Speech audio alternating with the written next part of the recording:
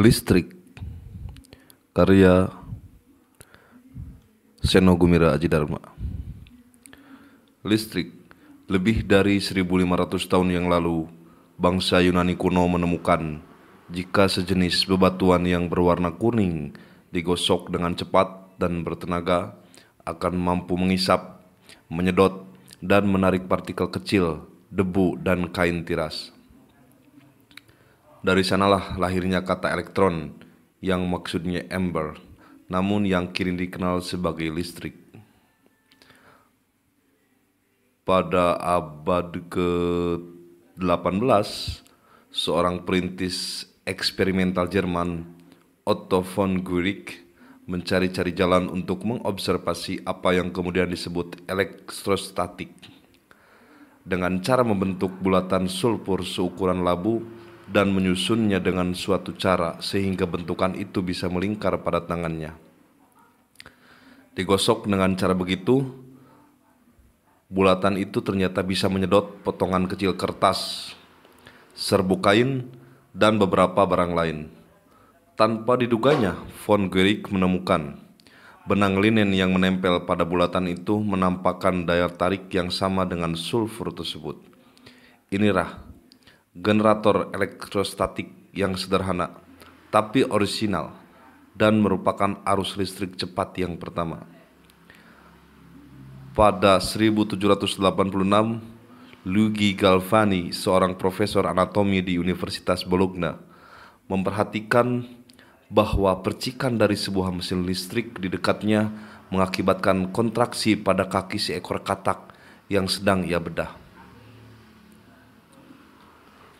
Penemuan kebetulan ini membawanya kepada beberapa eksperimen, antara lain jika ia menyalurkan listrik dengan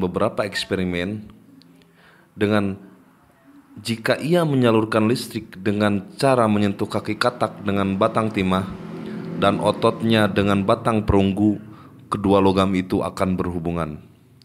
Meski Galvani keliru menamakan penemuannya sebagai kelistrikan binatang, penemuannya membuka pintu menuju berbagai penemuan lain. Masih pada abad ke-18, seorang eksperimentalis Inggris, Dr. William Watson, merencanakan mata rantai manusia yang ganjil. Seorang lelaki mengengkol roda yang gesekannya dengan tangan seorang wanita menghasilkan muatan listrik yang tertransfer ke kaki seorang bocah yang digantung dengan tali sutra. Muatan listrik itu kemudian mengalir pada seorang gadis yang berdiri di atas bak terkering yang diisolasi.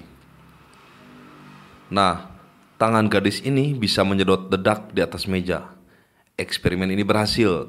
Ternyata tubuh manusia bisa dilalui listrik. Pada 1993, listrik digunakan untuk menyetrum Januario.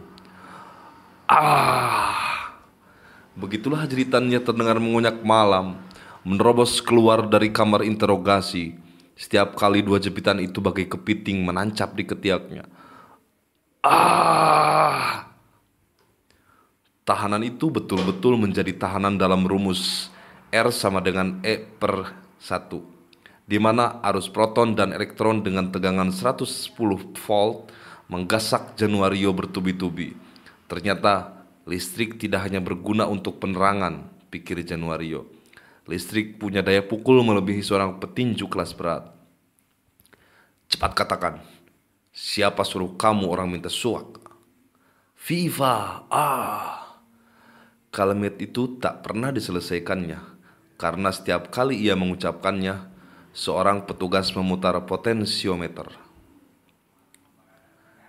di depannya dan suatu hentakan listrik yang dahsyat menghantam tubuh Januario sehingga ia terpental bersama kursinya. Kamu orang kepala batu, kenapa? Kamu orang tidak mau mengaku. Kamu orang ingin merdeka, tapi kamu orang tidak bisa merdeka kalau tidak mau kerjasama. Cepat katakan, siapa? Januario bungkam. Ia masih tergeletak di lantai tanpa baju.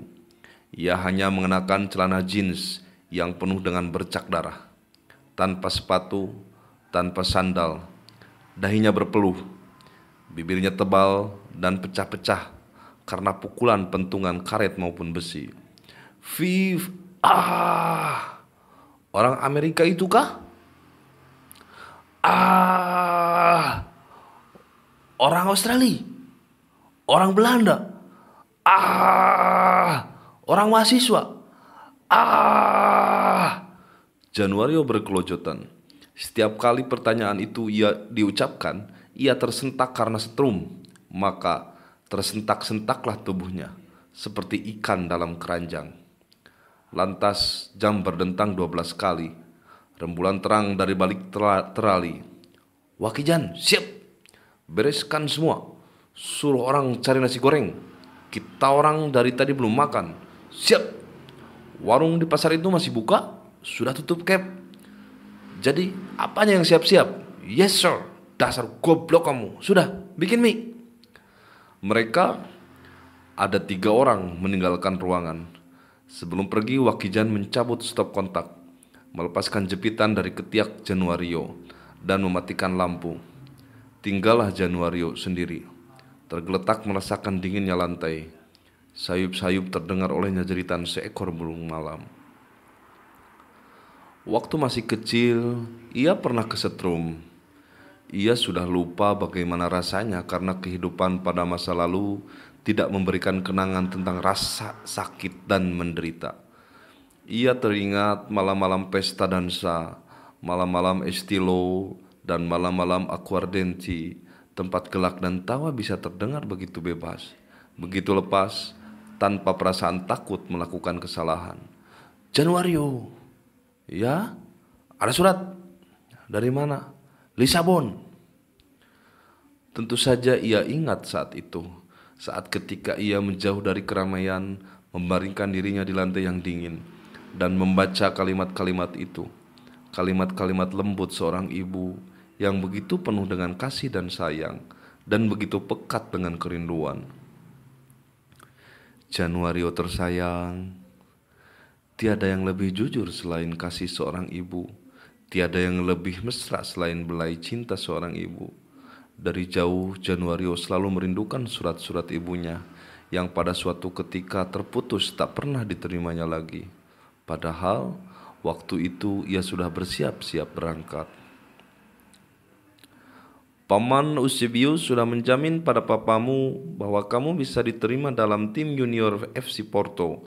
Jika kamu tekun berlatih dan permainanmu meningkat, kamu akan mendapat posisi dalam tim senior atau pindah ke klub Benfica, dan bayaranmu akan lebih dari cukup untuk hidup. Paman Eusebio meyakinkan mama bahwa kamu sangat layak bergabung. Ia sangat terkesan kepada permainanmu ketika datang mencari pemain berbakat ke kota kita.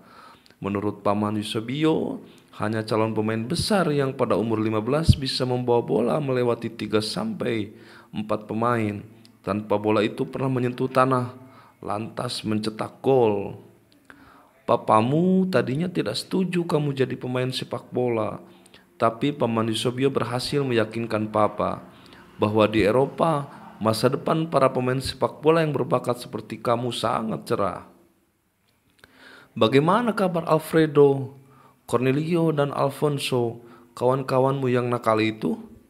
Katakan kepada orang tua mereka bahwa usaha papa cukup maju dan tenunan mama sudah mulai laku. Begitu tamat sekolah teknik kamu itu, segeralah berangkat kemari. Kukirim ongkos naik kapalnya dari sini. Manuel kakakmu dan Yosefa adikmu mengirimkan peluk dan cium bersama surat ini. Kami rindu padamu. Belajarlah baik-baik supaya bisa segera berkumpul dengan kami. Oh ya, di sini baru saja terjadi kudeta, tapi tidak ada yang mati dan hidup berjalan seperti biasa. Peluk dan cium dari mama. Tapi banyak peristiwa yang terjadi setelah itu. Kini 18 tahun kemudian, Januario sudah lama melepaskan impiannya sebagai pemain sepak bola termahal di dunia. Dalam usia 33, terlalu banyak peristiwa sudah dialaminya yang membuatnya tidak mungkin lagi mementingkan impian-impiannya sendiri. Alfredo telah lama tewas, umurnya masih 17 ketika serdadu asing itu memberondongnya dari belakang. Setahun kemudian Cornelio binasa kena pecahan bom ketika pesawat-pesawat tempur menggasak permukiman para pengungsi dan gerilyawan di dalam hutan.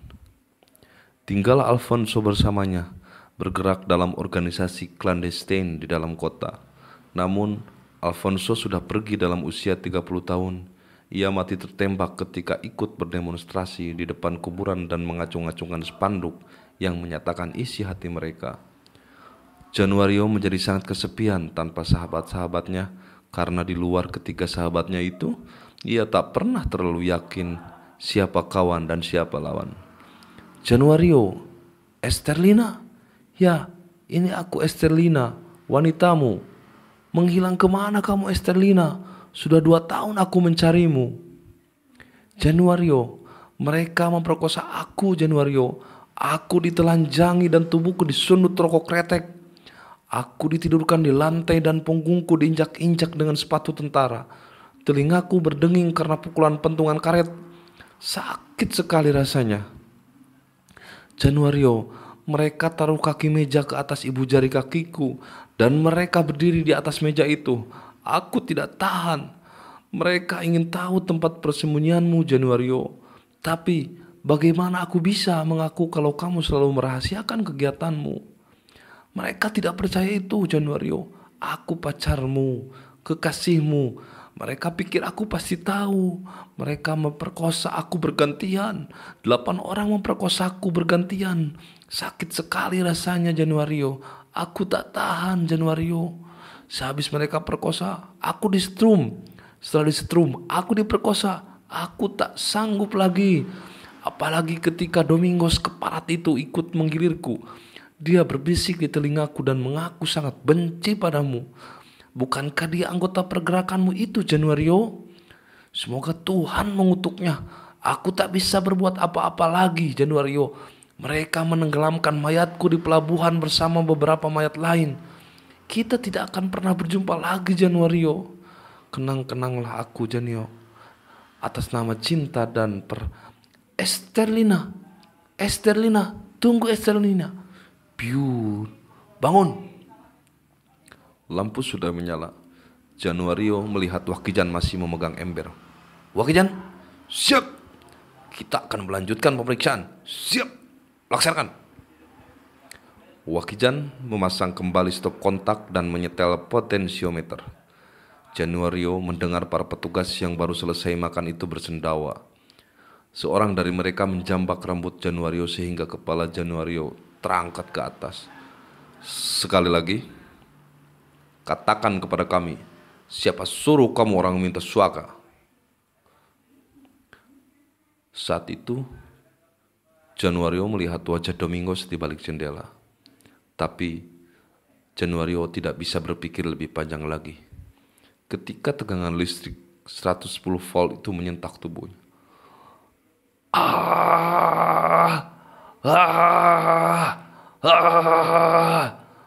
Toh, Januario sempat mengingat, sebenarnya ia rajin membayar iuran listrik setiap bulan.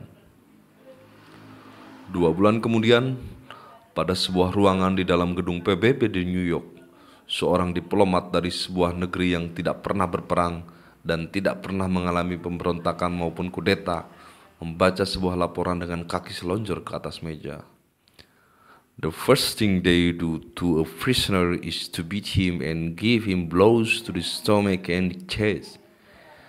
He is blindfolded and electric shocks are given.